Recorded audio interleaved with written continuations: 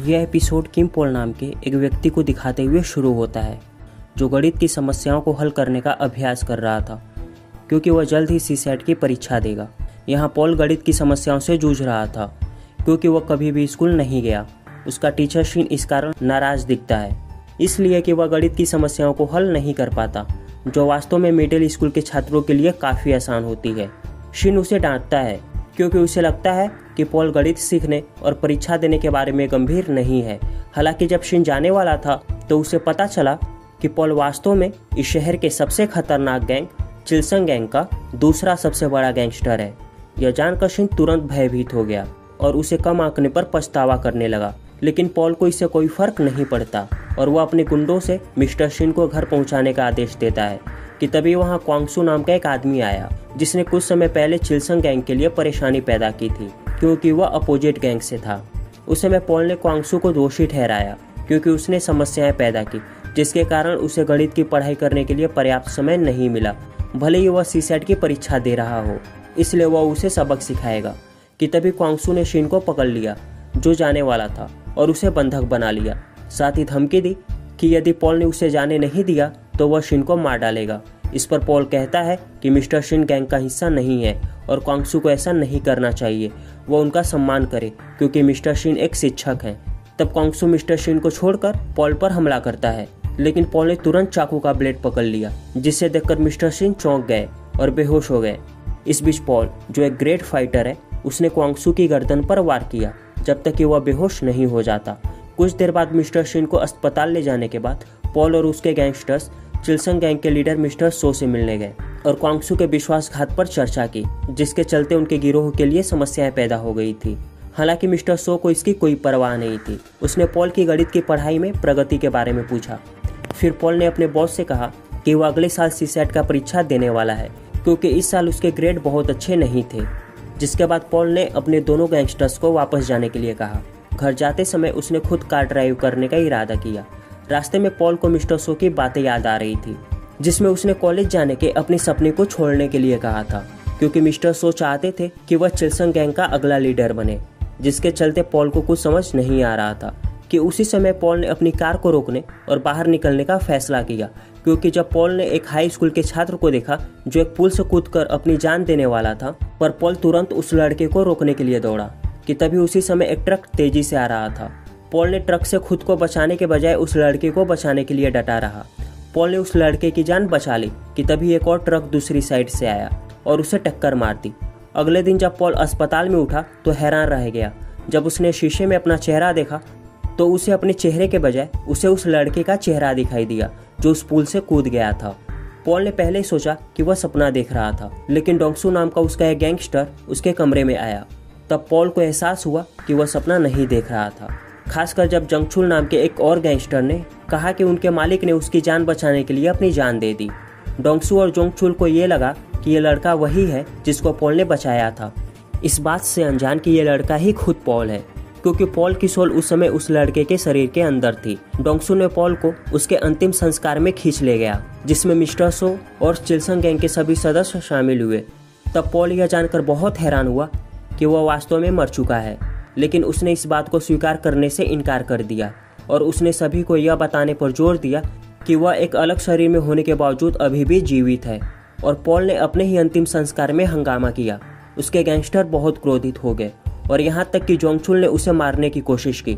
हालांकि mister so ने तुरंत जोंगचुल को रोक दिया और पॉल को आदेश दिया कि यहाँ से चले जाओ क्योंकि मिस्टर सो के विचार में उनके सामने खड़ा पॉल एक हाई स्कूल का स्टूडेंट है जिसने पुल से छलांग लगा दी और पॉल को अपनी जान गंवानी पड़ी। इसके बाद पॉल मॉर्ग में गया और अपनी खुद की लाश पाई जो ठंडी पड़ चुकी थी, जो अगली सुबह उसकी आत्मा को शांति के लिए अंतिम संस्कार के एवज में दफना दी जाएगी।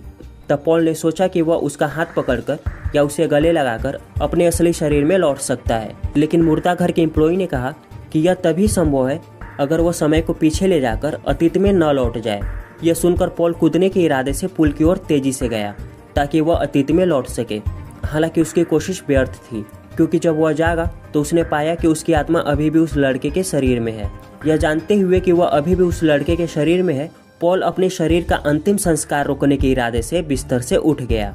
हालांकि एक नर्स ने उसे बताया कि ये उसका ही शरीर है क्योंकि 3 दिन पहले ही पॉल का अंतिम संस्कार करके उसे दफना दिया गया था। जाहिर तौर पर चिल्सन गैंग के सदस्य अंतिम संस्कार से कुछ घंटे पहले अस्पताल आए थे, लेकिन पॉल उस समय कोमा में था। कुछ ही समय बाद पॉल कोलंब्रियम गया और वहां से एक मार्मिक संदेश देखा, जिसमें उसके गैंगस्टर्स ने उसकी मृत्यु पर गहरी क्षति महसूस की। फिर उसे एहसास हुआ कि उसे इस लड़के के शरीर में ही अपना जीवन जारी रखना होगा। तब पॉल ने उस लड़के की पहचान के बारे में जानने की कोशिश की। जब वो अस्पताल लौटा तो उसे अंततः उस लड़के का नाम पता चला, जिसका नाम यून था, जो बेड के एंड में मेंशन था। फिर उसे आश्चर्य हुआ कि क्या यून का कोई परिवार है भी या नहीं, क्योंकि अस्पताल में रहने के दौरान कोई भी उससे मिलने नहीं आया था। कुछ समय बाद मिक यंग नाम की एक महिला यून से मिलने आई और पॉल ने सोचा कि वह यून की माँ होगी। हालांकि यंग ने यून को ऐसा अकल्पनीय कार्य करने के लिए उसे बुरी तरह से डांटा, लेकिन यंग ने न केवल यून की माँ का अपमान किया, बल्कि उस पर अपनी माँ के साथ साजिश रचने का आरोप भी लगाया। पर पॉल को उसकी बातें समझ नहीं आ रही थी। फिर यंग के वहां से जाने के बाद जब पॉल ने यून की टैबलेट चेक करी, तब उसने पाया कि यून इस टैबलेट में अपने डेली के इंसिडेंट्स नोट किया करता था। यून ने इन नोट्स में अपने सभी अनुभवों के बारे में लिखा था कि उसके स्कूल में होंग जैमन नाम के एक लड़के के नेतृत्व में कुछ अपराधी छात्रों ने उसे बहुत बुली किया, जहां उन्होंने उसे अपने घर से ड्रिंक्स और ज्वेलरी चुराने के लिए मजबूर किया, क्योंकि वे जानते थे कि यून एक बहुत अमीर परिवार से था। अगर वह उनकी बात मानने से इनकार कर देता तो वे लोग उसे बहुत बुरी तरह पीटेंगे। और इतनी खतरनाक बुलिंग के कारण यून बहुत दुखी और हताश हो गया, जिसके कारण उसने ऐसा करने का निर्णय लिया जिसकी कल्पना भी नहीं की जा सकती थी। यह जानने के बाद पॉल बहुत क्रोधित हुआ और वह यून के पास्ट के बारे में भी जानने को उत्सुक हो गया। यून ने उन अपराधी छात्रों के बारे में लिखा था जो उसे लगातार परेशान करते थे। साथ ही उसने चोई नामक एक स्टूडेंट के साथ दोस्ती करने की अपनी इच्छा के बारे में लिखा था। वह अक्सर चोई को छुप कर देखता था, पर वह उससे बात नहीं कर पाता। चोई उसका क्लासमेट था, लेकिन जेमी, जो हमेशा यून को बुली करता था, वो भी उसी क्लास में था। उसने और उसके लड़कों ने यून को स्टाकर कहकर चिढ़ाने लगे और उसके बारे में बुरी अफवाहें फैलाई, जिसके चलते यून को उसके क्लासमेट्स ने उसे बहिष्कृत कर दिया और उसे ओछी नजर से देखने लगे। कोई भी उससे बात नहीं करता था, सब उसे देखकर दूर चले जाते थे, क्योंकि जेमी और कुछ अपराधी छात्र अक्सर उसे प्रताड़ित करते थे। यून तेजी से हताश हो गया और उसने सोचा कि ऐसे जीने के बजाय मर जाना बेहतर होगा, जिससे कि वह हमेशा के लिए गायब हो जाएगा और उसकी पीड़ा समाप्त हो जाएगी, क्योंकि किसी ने कभी भी उसकी परवाह नहीं की या उसका बचाव नहीं किया, यहाँ तक कि चोई ने भी। चोई जेमी और उसके दोस्तों द्वारा यून को धमकाते हुए देखा करता था, पर उसने कुछ नहीं किया। नोट्स पढ़कर पॉल तुरंत क्रोधित हो गया और समझ गया कि यून अपना प्राण क्यों देना चाहता था। हालांकि पॉल नहीं जानता था कि यून की सोल कहाँ है। पॉल ने निश्चय किया कि वो यून को ऐसी कंडीशन से बाहर निकालेगा ताकि यून भविष्य में बेहतर जीवन जी सके। पॉल ने यून से उसके शरीर का उपयोग करने की अनुमति भी मांगी ताकि वह स्कूल जा सके, जो उसका सपना था, और बदले में उसने यून के लिए सिचुएशन में सुधार करने का वादा किया ताकि वह अगले दिनों में बुलिंग का शिकार न हो सके। जब पॉल यून के घर आया तो एक मेड ने उसका स्वागत किया, जिसने उसे बताया कि यंग यून के पिता की सेक्रेटरी है। पॉल ने यून की माँ को पूरी रात शराब पीने के बाद लिविंग रूम में सोते हुए भी देखा। यून ने अस्पताल से घर आने के बाद दिल खोलकर खाना खाया तो इसे मैडली बहुत खुश लग रही थी। इसके बाद मिस ली ने पॉल को बताया कि वह ओके कंस्ट्रक्शन के चेयरमैन की नाजायज संतान है और उसके पिता को उसके अलावा कोई बच्चे नहीं है और उनकी असली पत्नी अब मरने वाली है, जिससे तुम्हारी मॉम तुम्हारे पिता की लीगल वाइफ बन जाएगी और तुम बन जाओगे पूरे ओके इंडस्ट्रीज के होने वाले चेयरमैन। लेकिन यंग तुमसे और तुम्हारी माँ से बहुत जल्दी है और वो तुम्हारे पिता को अपने प्यार में फंसाकर पूरे ओके इंडस्ट्रीज पर कब्जा करना चाहती है।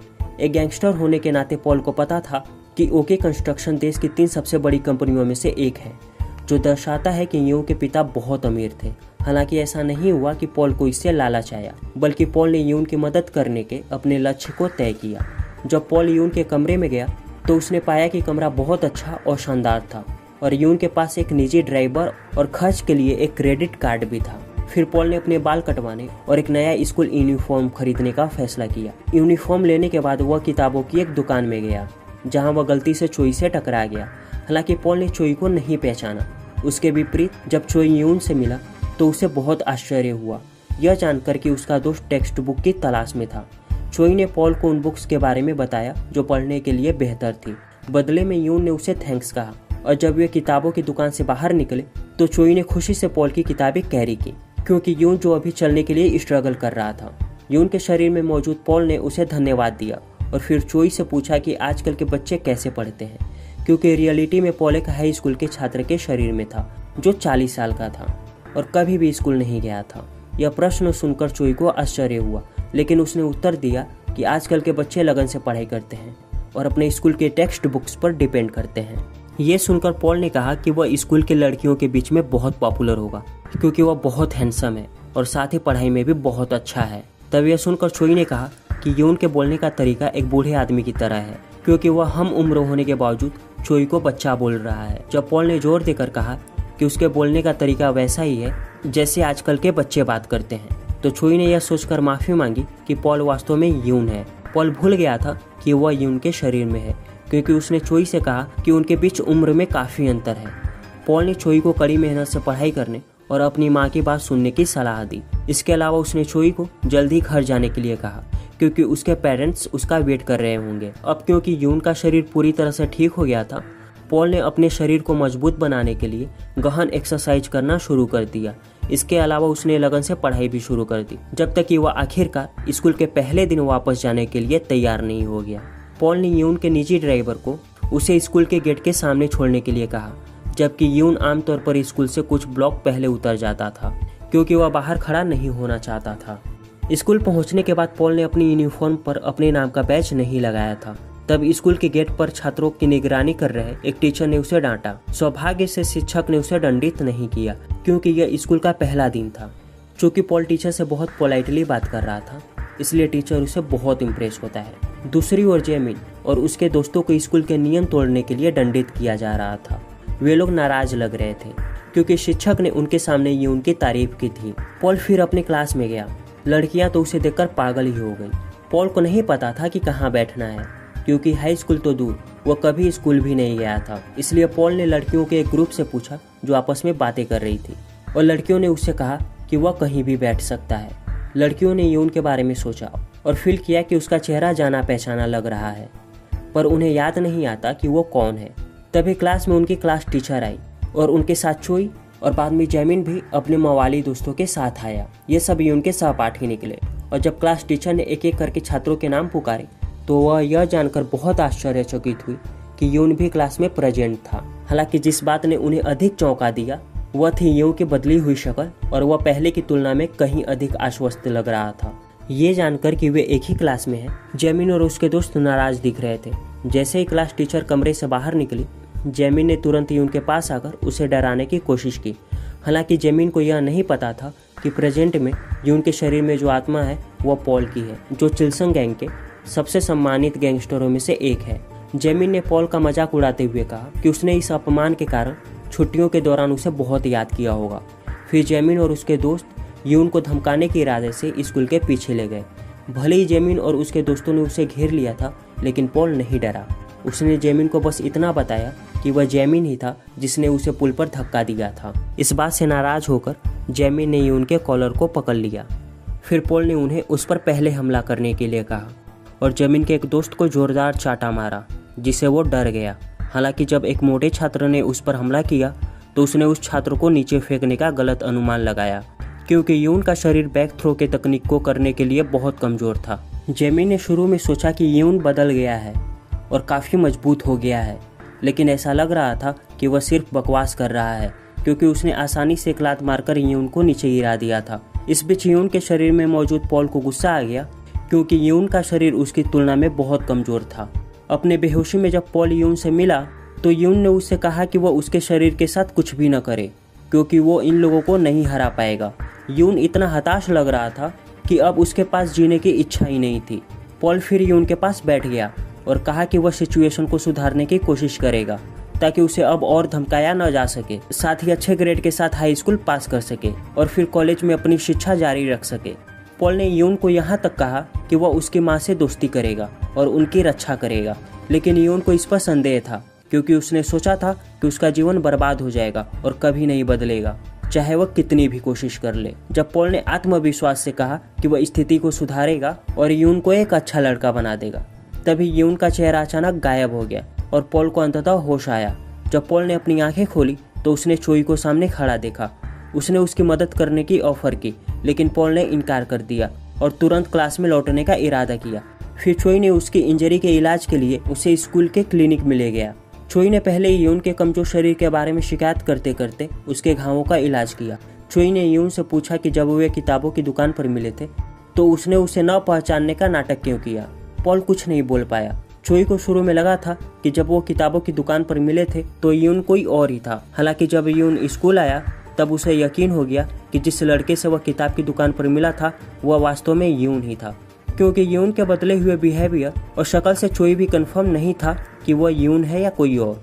चोई ने पॉल को यह भी बताया कि वह दोनों बेस्ट फ्रेंड थे। पॉल ने यून की बात को याद किया जिसका डायरी में उल्लेख किया गया था, जिसमें कि यून चोई के साथ दोस्ती करना चाहता था।